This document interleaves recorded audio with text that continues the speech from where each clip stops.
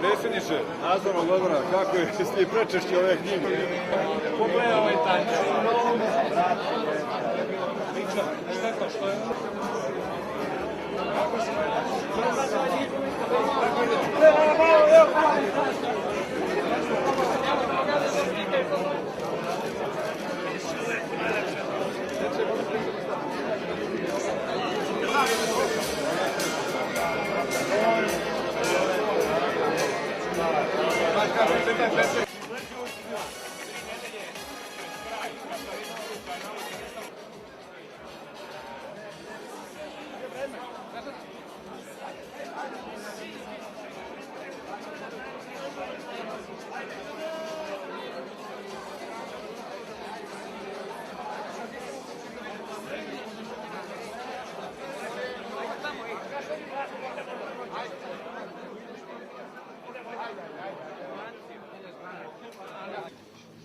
Pa mi u Partizanu poštujemo ustaljenu tradiciju da se krajem godine okupimo i još jednom proslavimo uspehe i pobede.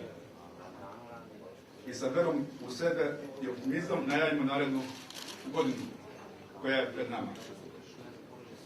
Navika, rekli smo puno puta prethodnih godina da nam je radost postala navika. Navika, ali obaveza da sa trofejima i pobjedničkim nizom nastavimo.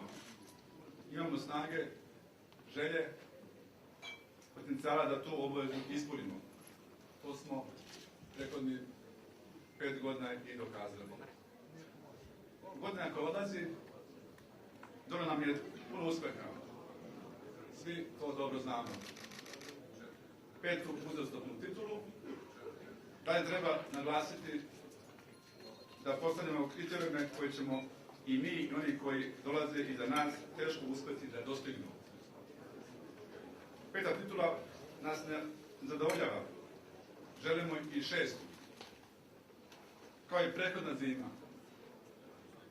I ove zime nam je toplo. Grejemo se na +6. Prošle godine je bilo +10, ali i +6 je toplo. Opuštanja nema. Moramo biti svesni trenutka i situacije u kojoj smo.